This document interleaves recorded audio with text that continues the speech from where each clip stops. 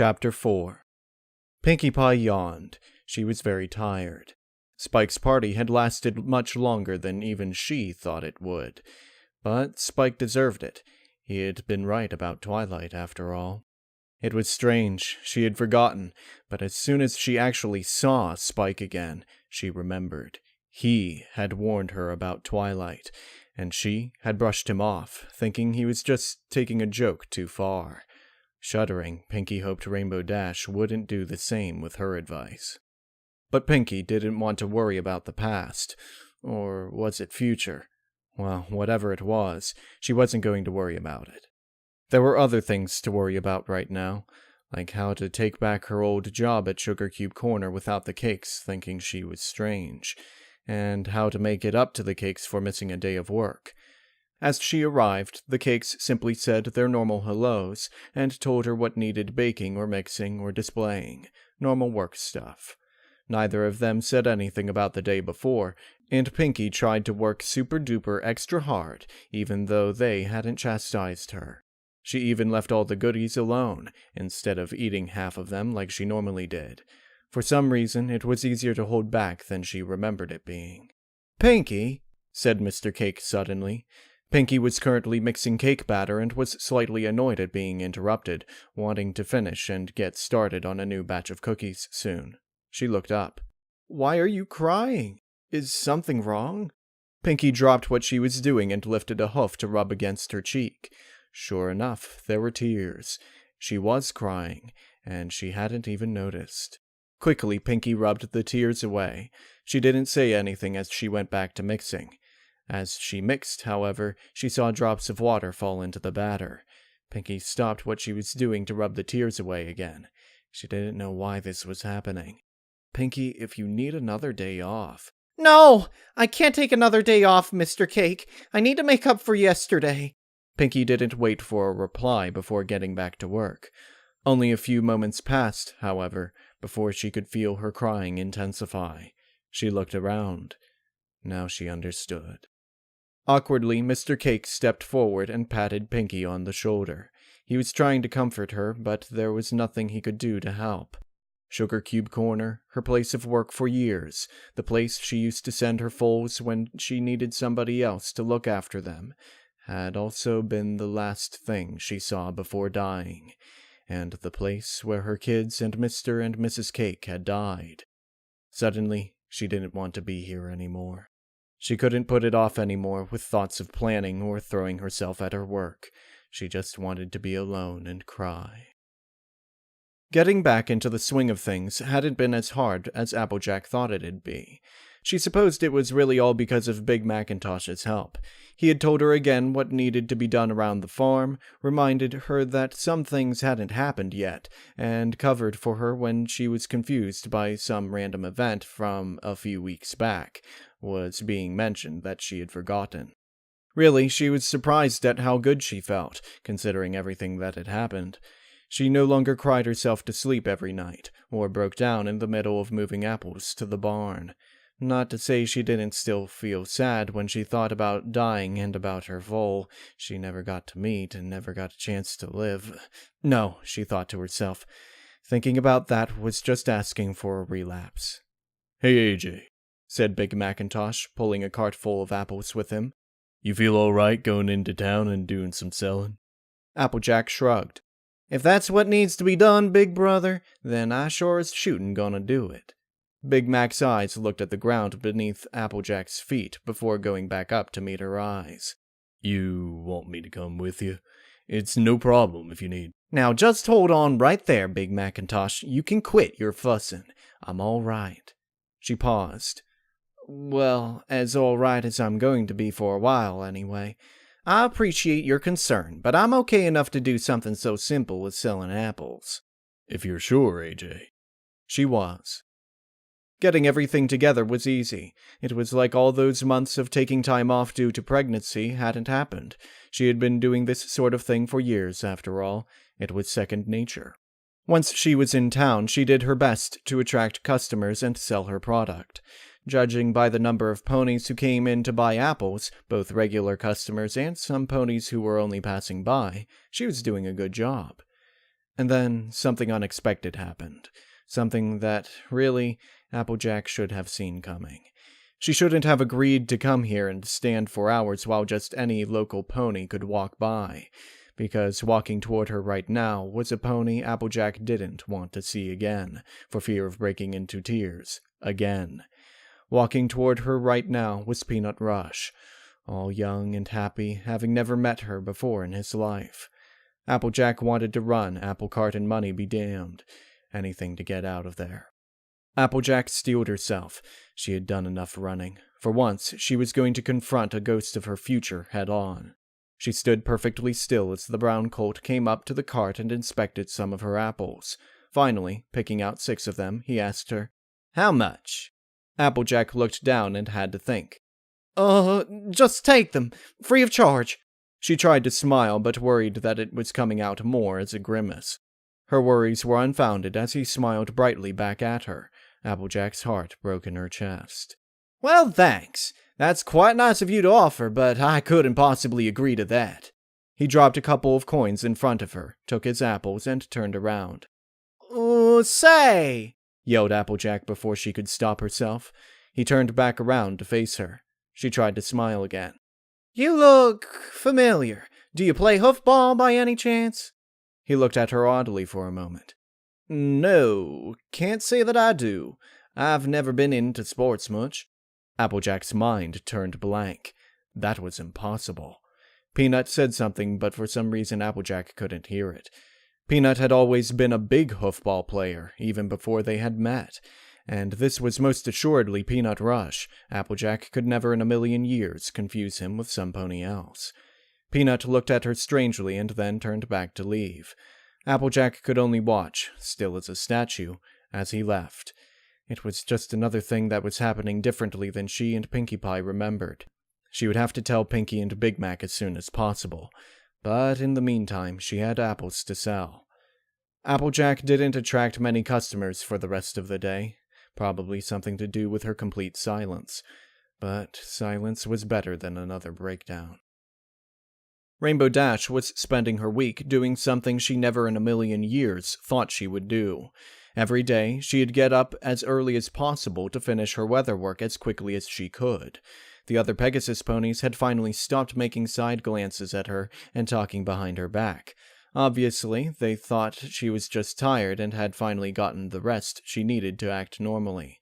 Even so, Rainbow Dash was happy that they were leaving her alone again. After she was done with her weather tasks, Rainbow Dash would forgo practicing aerial tricks, napping, or hanging out with friends, to instead spy on either Pinkie Pie or Twilight.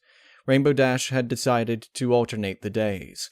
One day, she'd spend all day watching Pinkie, and all night, Twilight. Then the reverse. It got boring every now and then, but something told her she wasn't wasting her time. So far, Rainbow Dash had learned the following. Something bad had happened to Pinkie Pie. It was clear when, the morning after Spike's going-away party, she had just collapsed into tears. Rainbow Dash had never seen Pinkie do anything like it before, and it took all her strength to keep from flying in and trying to comfort the poor pony. Pinkie stayed home the next few days at the cake's insistence, and she continued to do a lot of crying. And writing. Rainbow Dash had never taken Pinkie Pie for a rider, but she had never spied on her constantly either. She hadn't yet managed to get a look at what Pinkie Pie was writing, but it was only a matter of time before she could. Twilight also liked to write. It seemed that pony did nothing else. She wasn't even reading or taking notes. She just wrote all the time, filling up notebook after notebook, and drew large, complicated diagrams on the sometimes visible chalkboard that was in the library. Rainbow Dash couldn't make heads or tails of what Twilight was working on, but whatever it was looked really complicated. This particular evening, however, Twilight was not writing. Instead, she looked like she was packing all her work away to take it somewhere. Her eyes darted to the window, and Rainbow Dash flashed out of sight. So far, no pony had ever given the slightest indication that they knew she was watching. She hoped she was fast enough to keep that up. As soon as she thought it was safe, Rainbow Dash looked in the window again. Twilight was wearing her saddlebags, which were obviously full of notebooks and papers and whatever, and suddenly a bright flash. Rainbow blinked. Twilight was gone. Rainbow Dash grumbled to herself that Twilight had teleported away to who knows where, and wasn't there to spy on anymore. Collecting her thoughts, she decided that since there was no more Twilight, she'd have to watch Pinkie again. Pinkie, finally, wasn't spending her night crying or writing. Instead, she just seemed to lay by herself on her bed. Rainbow Dash thought then she must be wasting her time, and decided, for the first time since she began spying, to cut the night short and head home. At her house, Rainbow Dash found a letter addressed to her. Opening it up, her face brightened slightly as she saw it was from Spike. They really were going to keep in touch. Setting herself on her bed, Rainbow Dash began to read. "Your Majesty," said Twilight Sparkle, bowing. Princess Celestia didn't look happy, but she did look curious. That was something, at least. "Twilight Sparkle, my most faithful student, why did you need to see me again so soon?" Twilight unstrapped her bags and let them fall to the floor, but she didn't open them quite yet. "I've been doing a lot of research lately, and I think I've stumbled across something very important." "Go on." Twilight didn't know how to begin, but her theory had become irrefutable despite its complete unorthodoxy. She would just have to begin at the beginning. Well, as much of the beginning that she wanted Celestia to know. "Your Majesty, after you gave me the task of gathering the elements, I, of course, did as much research as I could into how this was done, even after you explained it to me. But something felt wrong about the whole thing. Are you saying you have moral objections to completing this very important task?"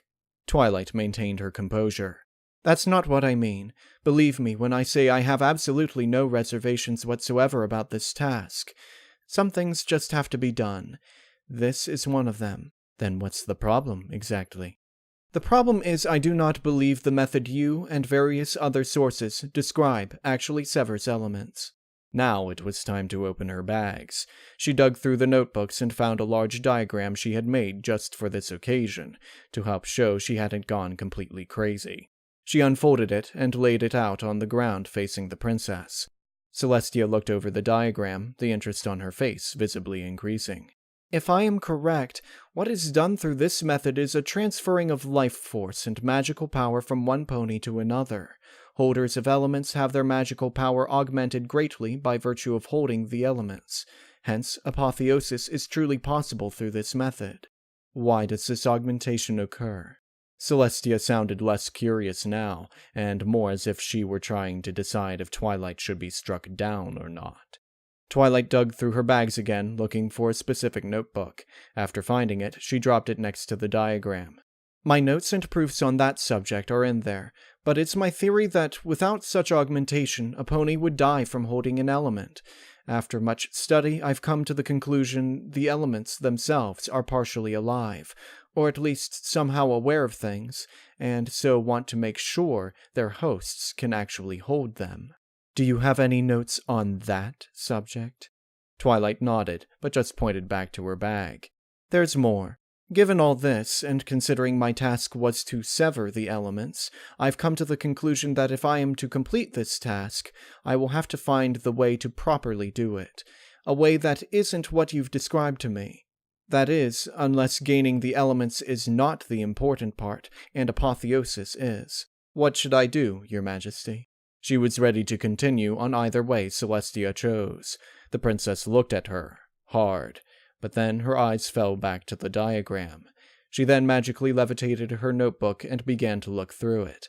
Twilight was patient as the princess read, and inside Twilight was both amused and prideful at the princess, whose eyes were widening in shock more and more as she read. Finally, she slammed the notebook shut and let it fall to the ground. Twilight suddenly became fearful, but tried not to let it show. Celestia could be mean when she was angry. "Are you sure about those power estimates?" "Which ones?"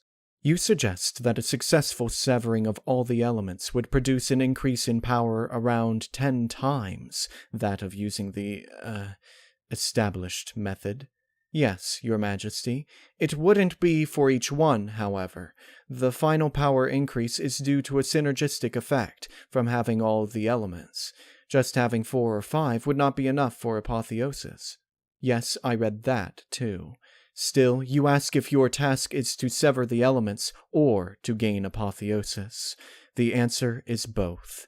Preferably, you should have the elements, but if you cannot figure out a way to get them, don't waste your time on it.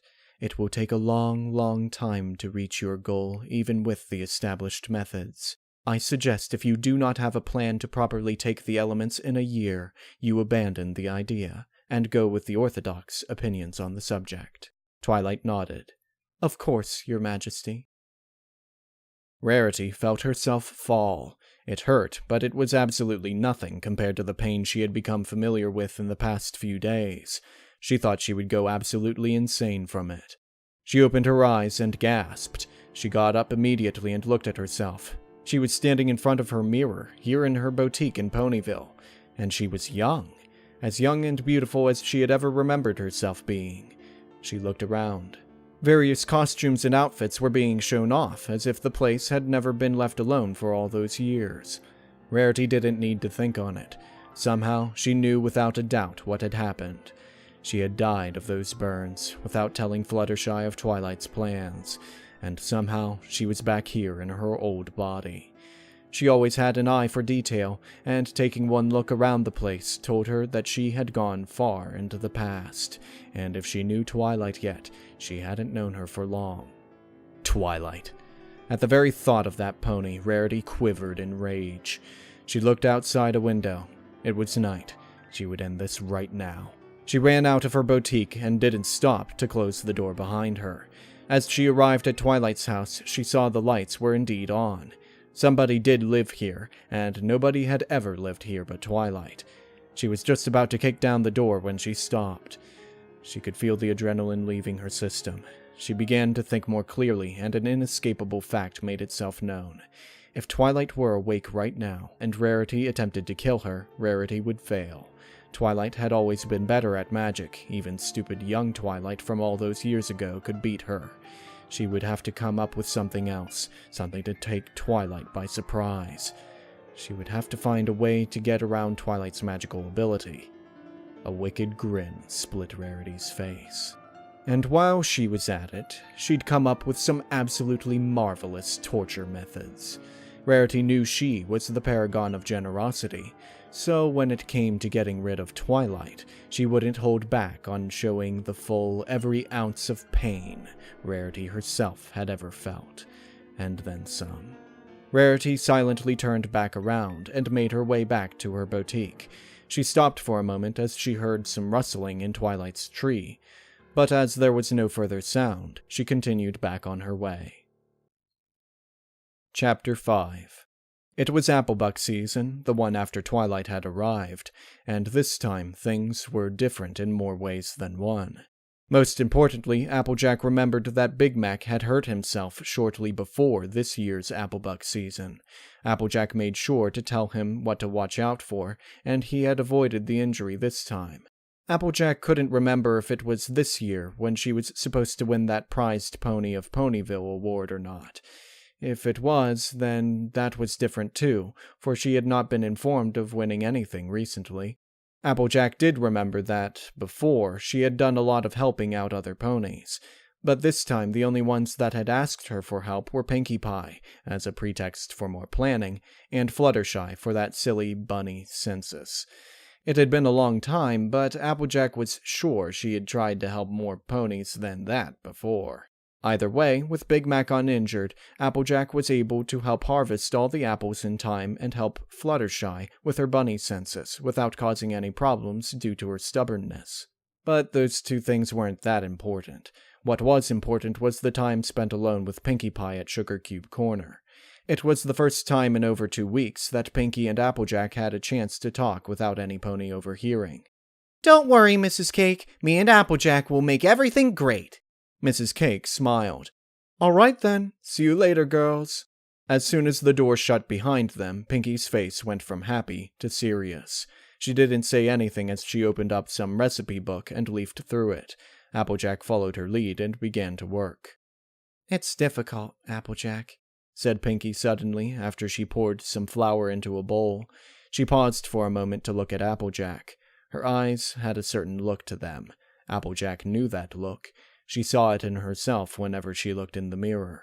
Pinkie didn't have that look before. "What is?" said Applejack, keen with interest. They continued to work through the conversation. "Going back to normal." Applejack sighed. "I know. You look to be having an easier time of it than me, though. I see looks can be misleading." Pinkie shook her head. "It just took a while to catch up to me, that's all."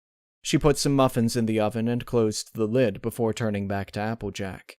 "When I first figured out what was going on, it was all rush, rush, rush, you know? Got to save every pony, got to plan, got to find out if anyone else came back too.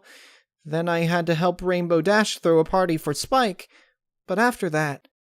She paused again, looking sadder than Applejack had ever seen her. "It's just been hard." Applejack nodded and put a hoof reassuringly on Pinkie's shoulder. "For me, it sometimes helps to know that there are ponies out there who understand. Big Mac's been an awful big help with the emotional support once he stopped thinking I was crazy." She smiled to herself. He kept saying he never thought she was crazy. It had almost become a sort of joke between them. "And there was you. You know, if you ever need to talk, I'm here for you." Pinkie nodded. They worked in silence for a few minutes. Applejack decided this wouldn't be a good time to bring up another potential problem, but it needed to be brought up anyway. "Pinkie, I found out something strange about a week or so back." "What's that?" "I ran into Peanut Rush." Pinkie's eyes widened. "Oh, that must have been awkward. But hey, you got another chance with him, don't you?" Applejack shook her head. "I don't think I do, Pinkie. It was Peanut Rush, all right, but it wasn't the same Peanut Rush. He was different. I just don't know what to think of it. What could it mean?" "Not everything has been happening the same. There was no stampede. You remember? You saved the town and got that award. So that was supposed to happen this year." Applejack didn't know if she should think anything of it or not before. Now it looked like it was something to think about. "There are a lot of things that are happening different this time around." Pinkie looked unusually thoughtful for a moment. "Did you notice? We never got tickets to the Grand Galloping Gala. In fact, I don't even know if Twilight got tickets to them. And so Rarity never went crazy trying to design all those dresses for us. It's hard to remember that far back. It's been a while, hard to remember exactly when things happened." Pinkie looked sad. "I know we're all a lot less close now than before. I haven't seen or heard from any pony but you since Spike's party. It's just been hard. I haven't gone out to see any of them. But they haven't come to see me, either." She sighed. Applejack took the opportunity to give her friend a friendly nuzzle.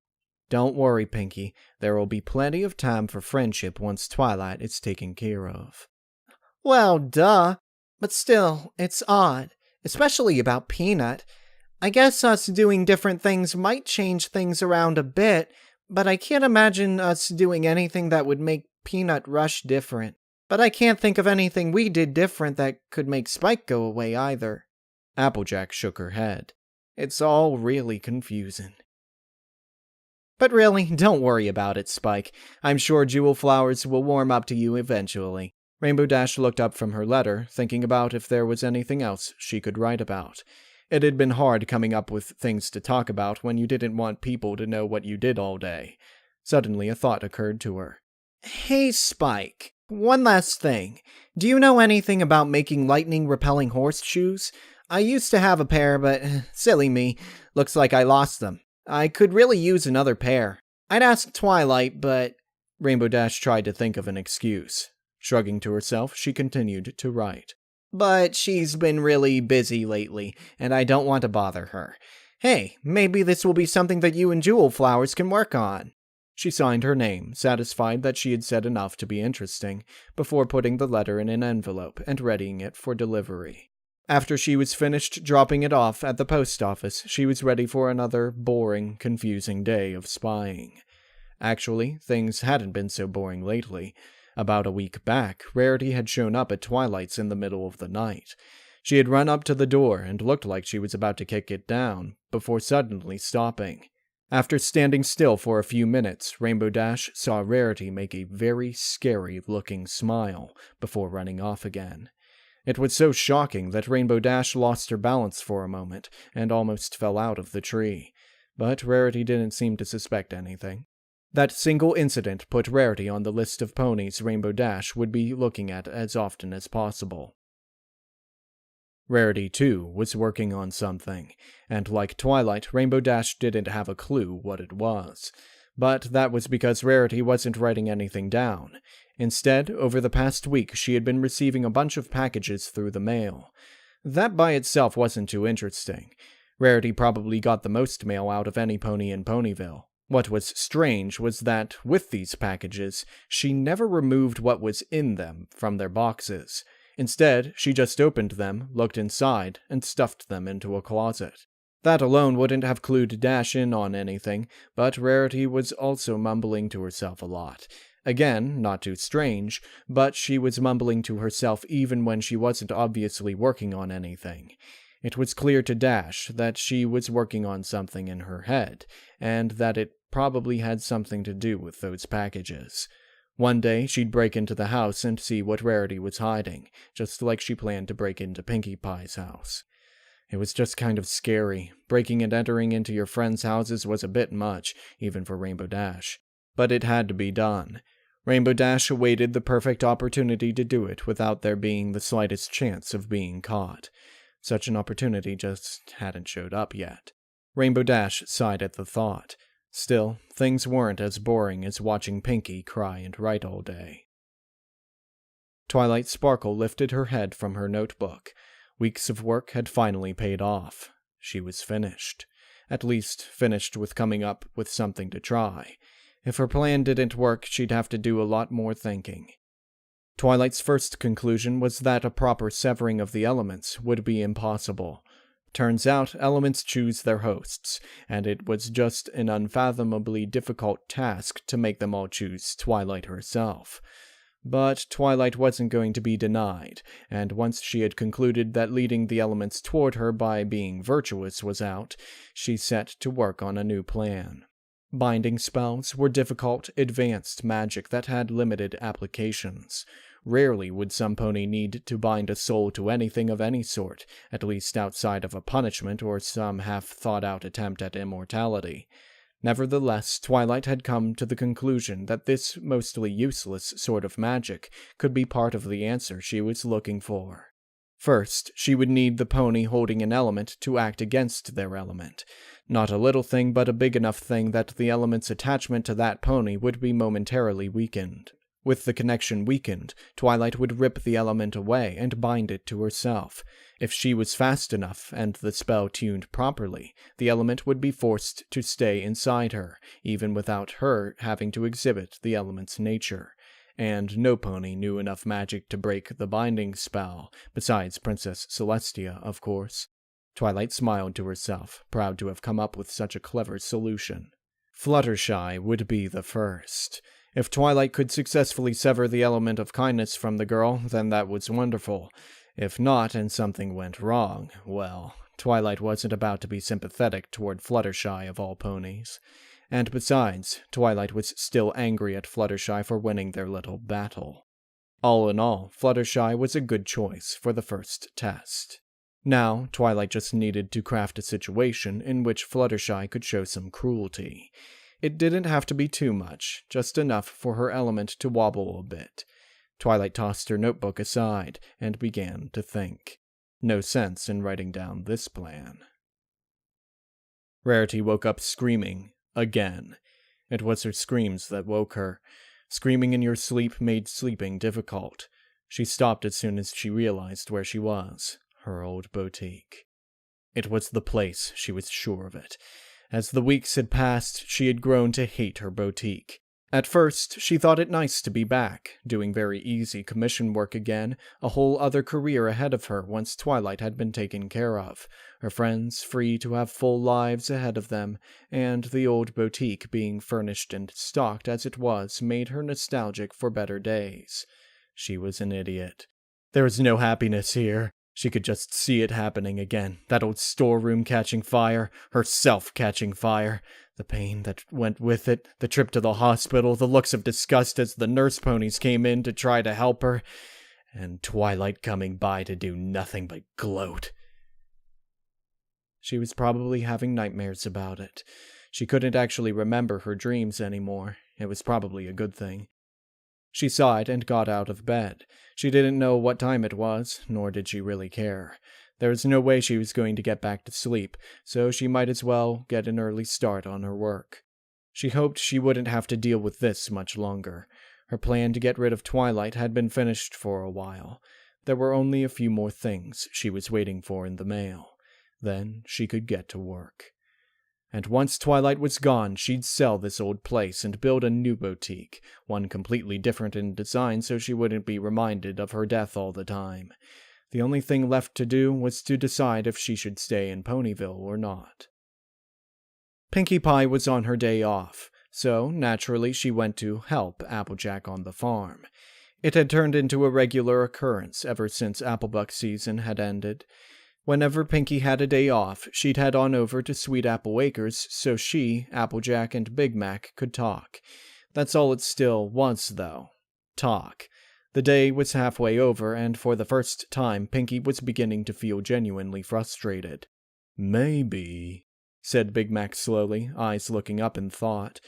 Talking about how Peanut was different had become Applejack's favorite topic. Pinkie didn't want to be insensitive, but didn't they have more important things to talk about? "Maybe this isn't exactly the same place from your past. Maybe it's not you making the changes, but this world is just not exactly the same." Maybe. "Oh, that's it," Pinkie said, unable to contain it any longer. "It's been months and we still haven't done anything." She stamped her hoof down for emphasis. "Shouldn't we be talking about a plan to get rid of Twilight or something? That evil pony could be plotting this very second." Pinkie Pie was breathing heavily. The other two ponies just stared. Finally, Big Mac spoke. "Do you have any suggestions, Pinkie Pie?" Pinkie deflated. She didn't have any ideas, but that was the point of talking about it. "Trust me, Sugar Cube, if there was an opportunity brewing, I'd be the first to call you, and we'd consider the possibility of getting rid of her. There just haven't been any obvious openings, is all. We still have a long time before Rainbow Dash, you know." "But Applejack, look at all the stuff that's been happening differently. For all we know, Twilight will start earlier than she did before." Applejack's eyes widened. Big Mac looked concerned. "I never thought of that." She looked to her brother, who stared back at her. Then she looked back at Pinkie Pie. "We'll talk about this later." She looked back at Big Mac. "Can I have a word with you in private, Big Mac?" Big Mac looked confused, but nodded, and Pinkie watched as they walked away some distance before talking. Pinkie Pie couldn't hear what they were saying, but she could still see them clearly. What looked like normal conversation soon turned to what looked like arguing. Pinkie Pie watched them as the arguing got more and more heated. Finally, Applejack walked away toward the house, and Pinkie was left watching Big Mac walk back over. Finally, he reached her. "I think you better go for the day." Pinkie's ears fell. She had no idea what was going on anymore, but she felt it was all her fault. "Oh, okay then. Tell Applejack I'm sorry if I said anything to upset her." "It's not your fault, Pinkie Pie." He tried to smile, but Pinkie knew it was forced. Chapter 6. Applejack stopped once she was sure Pinkie was out of earshot. Pinkie was still visible in the distance, but it was quite a ways off, and there was hardly any chance of Applejack and Big Mac being overheard. "What is it, AJ?" Applejack sighed to herself in frustration. She doubted this would end well, but darn it, it needed to be done. "What Pinkie said just convinced me. We can't just wait around for an opportunity to frame Twilight. She needs to be dealt with soon." "What are you suggesting?" Big Mac was glaring at her. He surely knew what Applejack was suggesting, and he clearly didn't like it. "I'm suggesting the same thing I suggested when I first told you this had to be dealt with. Twilight needs to die.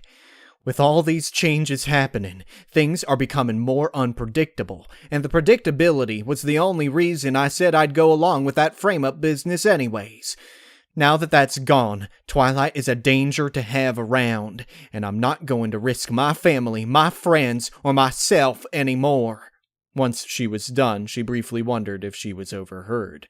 She glanced around briefly, but it seemed no pony but Pinkie Pie was anywhere near them. "I won't allow that, little sis."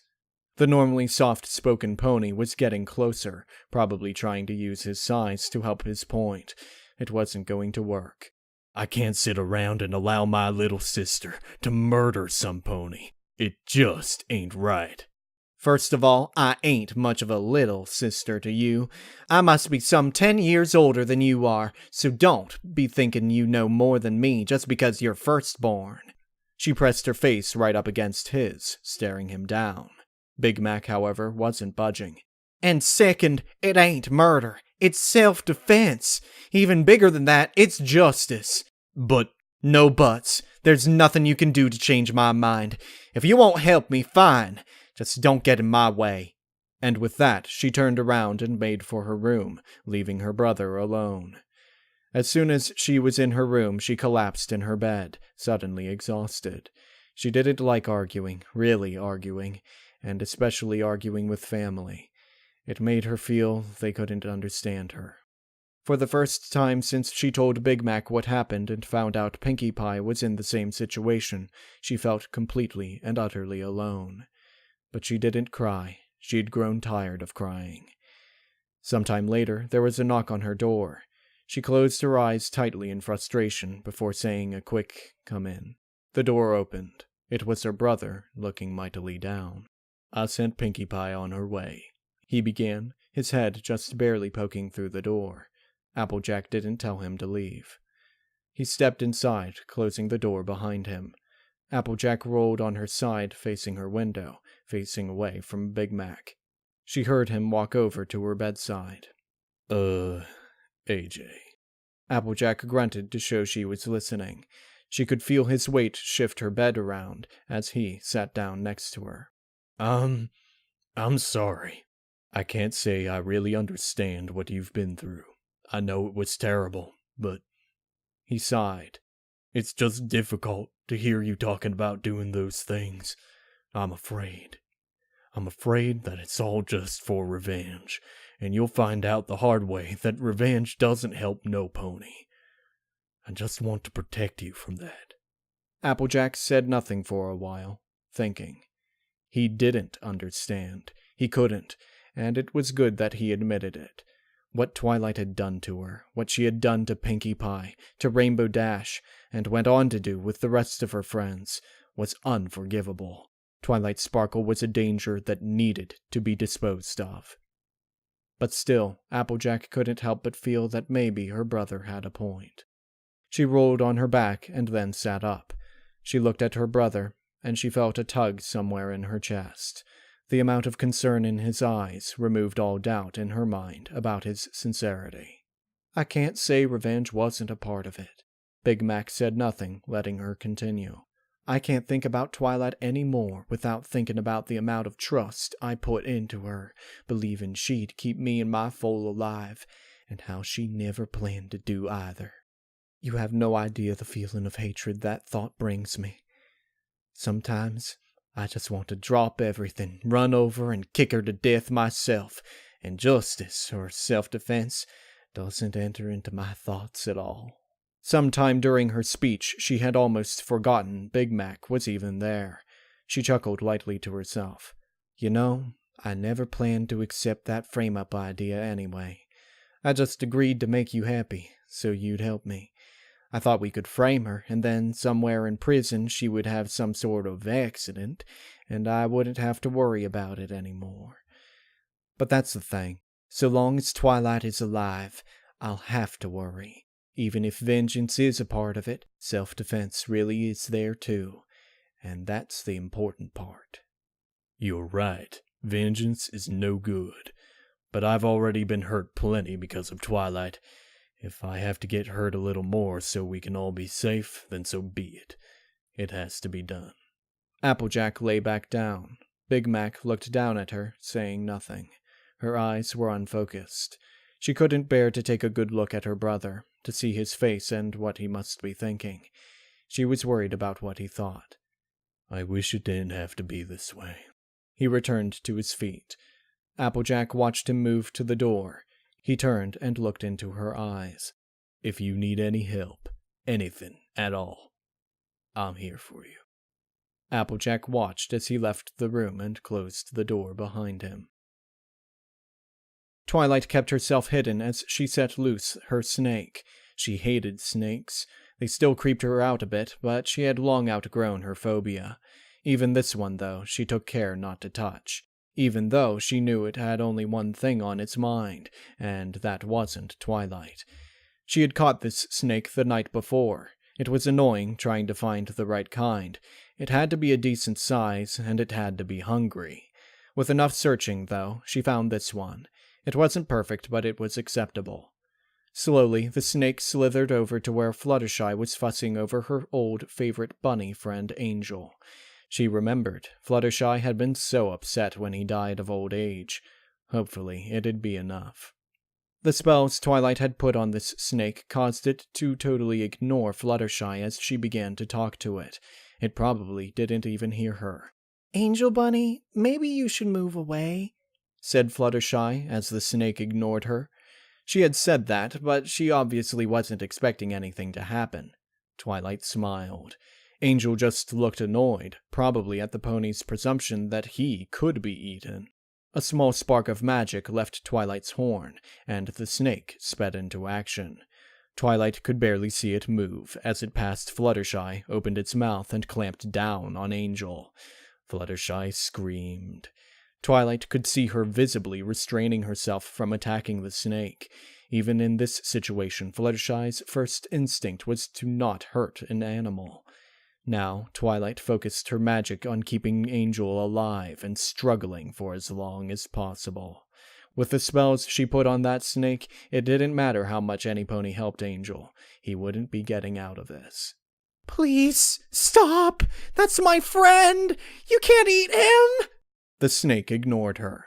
Finally, Fluttershy began to do something besides yell, as she tried to pry open the snake's mouth.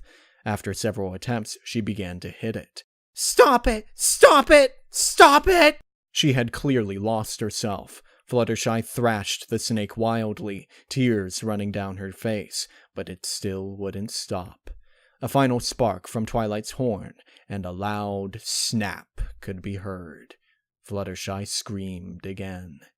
Twilight watched the snake finally form its mouth completely around the now dead Angel. Fluttershy just slumped to the ground. Twilight began to worry. Suddenly, Fluttershy's eyes hardened. Twilight's ears perked up in interest. Here was her moment. Fluttershy stood up, tears still streaming down her face, eyes glaring as she picked up a medium-sized rock and slammed it against the snake. She wasted no time in turning around and bucking the snake. It was dead, but she kept kicking it anyway. Twilight closed her eyes in concentration. Here was her moment. She began tugging at the element. She could feel it there. It wouldn't budge. Twilight kept pulling, but slowly, delicately. She couldn't mess this up. Finally, it happened. She could feel the element wobble, and as soon as it did, she pulled it free. Quickly, she cast her binding spell. She had spent days working on it, making sure it was perfect, and would do what it was intended to do. It was done. She didn't feel any different. She opened her eyes. Fluttershy lay next to the thoroughly slain snake, crying, cradling Angel's corpse. She must have extracted it from the body. Twilight grimaced at the sight. Her work done, she left the now elementless Fluttershy to her mourning.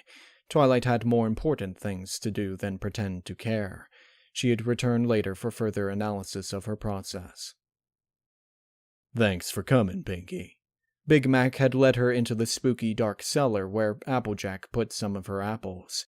I was afraid of discussing this out in the open. Even though it's night and no pony should be around, you never can be too careful with this sort of thing. What do you mean, Applejack? Why am I here in this dark cellar? I can't see you. A light turned on, and Pinky had no problem seeing Applejack now. Pinky could see there weren't any apples in this cellar. Big Mac walked to Pinky's side. This cellar was just built. It hasn't been used yet, and no pony outside the immediate family should know about it. Pinky, I've decided on a different strategy. She had a hard look on her face. Pinky looked at Big Mac. He, too, looked very serious. Pinky frowned. I convinced Big Mac that we should forget the frame job idea.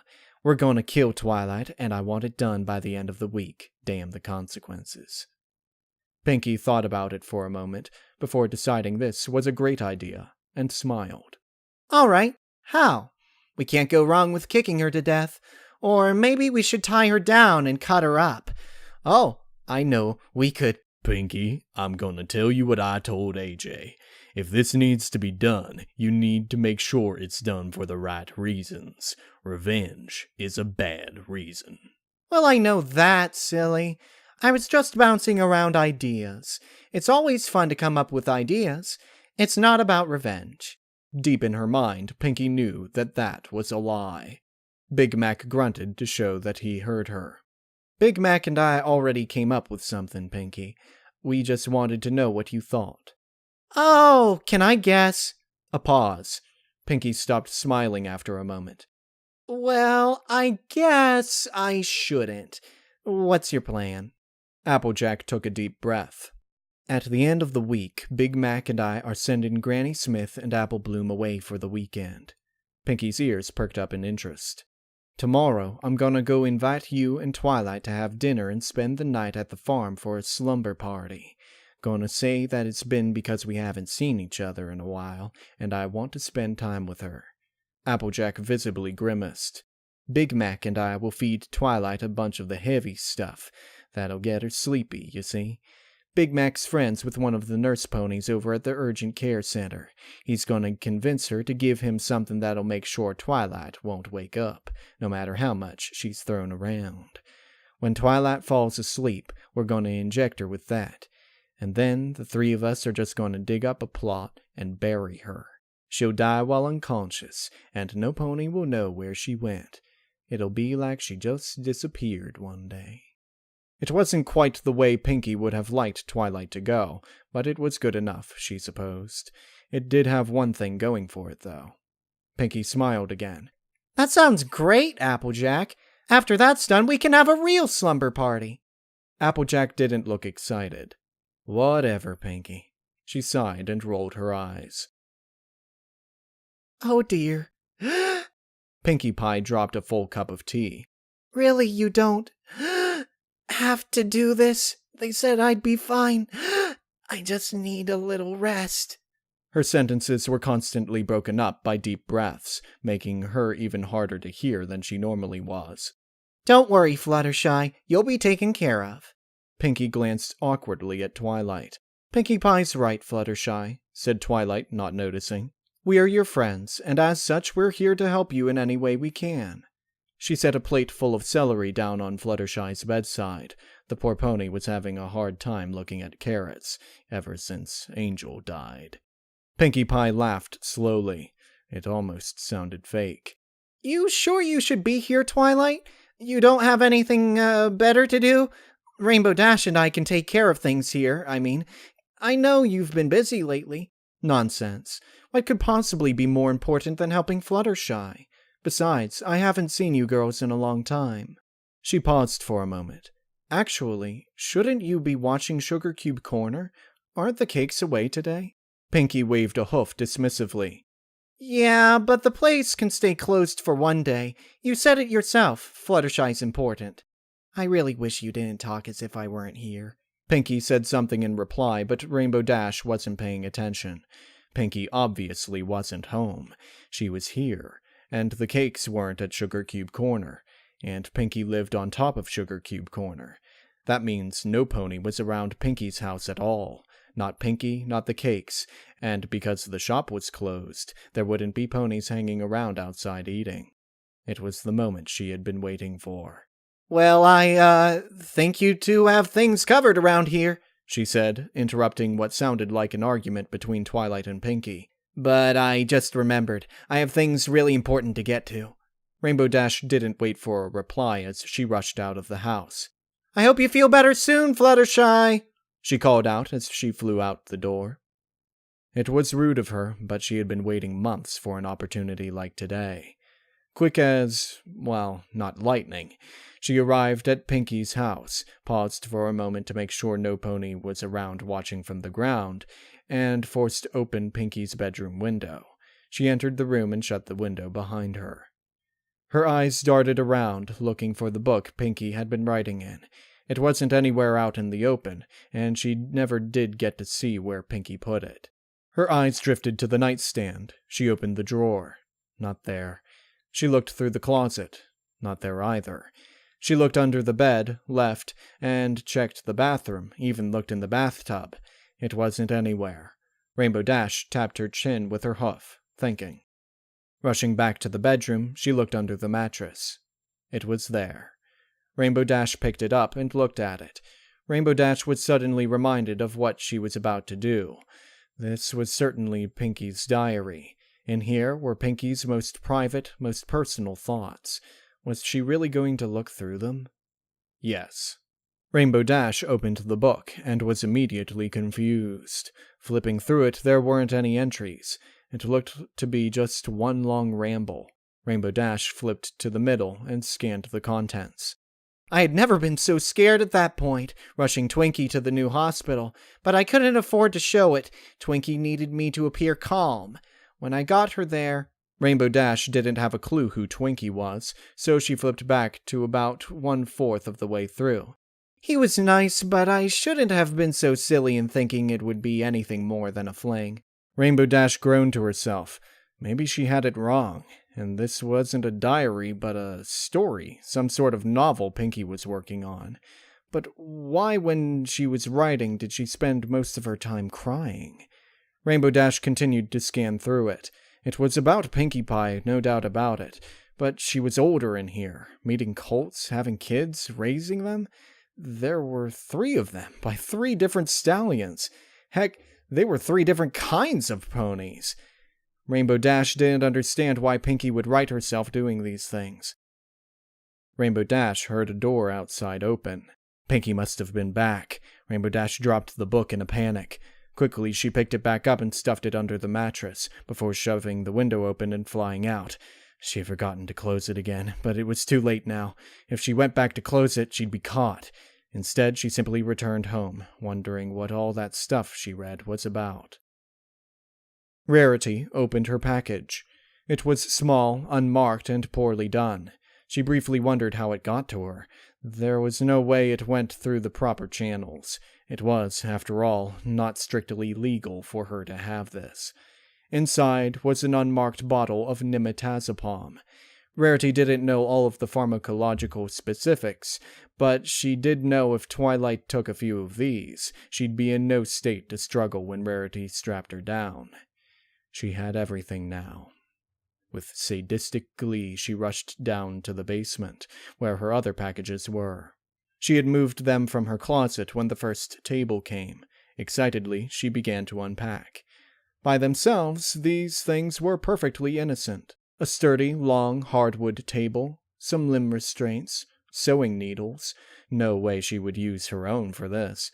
A set of chef's knives, a cheese grater, pepper spray, a claw hammer and some nails, and, most importantly, a bone saw. Even if somebody had been watching, and she had unpacked them upstairs as they came, they probably wouldn't have understood what she was planning. Soon, everything was in its proper place, and all that needed to be done now was the removal of the empty boxes all the stuff had come in.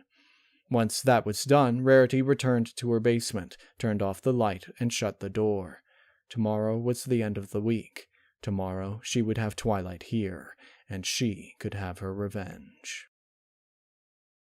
Your Majesty, Twilight Sparkle, my most faithful student, you don't appear to have grown since last I saw you, nor does your aura appear to be much more powerful. There's hardly a difference. Yes, Your Majesty. However, I have succeeded in severing the element of kindness. I did predict there wouldn't be a substantial power increase until I acquired them all.